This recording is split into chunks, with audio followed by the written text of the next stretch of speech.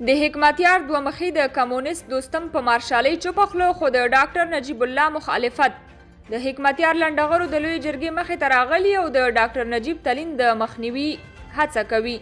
دا چې دوی څه وایي او خلکو ورته څه ویلي په دغه ویډیو کې راسره وګورئ او مینه ټي وي چینل هم سبسکرایب کړئ. ګلبدین حکمتیار بیا خپله دوه مخي او پنجاب ته وفاداري ثابته کړه. د ځینو په خبره چې پښتون خپله د پښتون پښه وهي. حکمتیار چې نجیب ته کمونیست او قاتل وایي خو دوستم چې بیا د هغه عسکر او کمونیست و هغه سره بنډار کوي او په مارشال کېدو یې خوښي څرګندوي. د حزب اسلامي سلګونه پلویان کابل کې د لوی جرګې خیمې مخې ته په اعتراض لاس پورې کړی دی. دوی په دې اعتراضي غونډه کې د ډاکټر نجیب الله د تلین د لمانځلې سره مخالفت ښایي او وایي چې هیڅ چاته به د دې کار اجازه ورنه کړي. اعتراض کوونکي د خلکو پر مخ هم عمومي لاره تړلې چې خلک یې له ډېرو ستونزو سره مخ کړي. دوی وایي نجیب د ملت قاتل دی او د هغه تلین لمانځل د خلکو جهاد ته سپکاوی دی.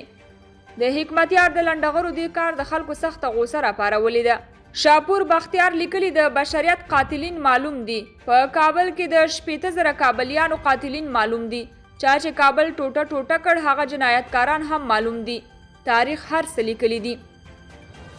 نومان دوست لیکلي ځوانان راټول دي. ما ویل که کوم غاصب ته یې لار نیولې. ما ویل که د بیت المال کوم لوټونکي ته یې لار نیولې. ما ویل که د ګاونډي لخوا د راکټي بریدونو په اعتراض کې راټول شوي. ما ویل که د نامتوازن انکشاف په غبرګون کې راټول شوي. ما ویل که د اداري فساد پر ضد راټول دي او ما ویل که کومه بله خبره ده.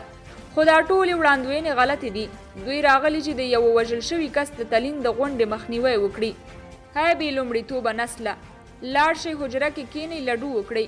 هغه که زموږ د فکر مخالف و به خو په کابل یې دومره حق جوړیږي چې یاد یې پکې د خپلو پلویانو لخوا تازه شي. هغه خو کابل ښار له ټولو فابریکو او دولتي امکاناتو سره روغ رمټ وسپاره.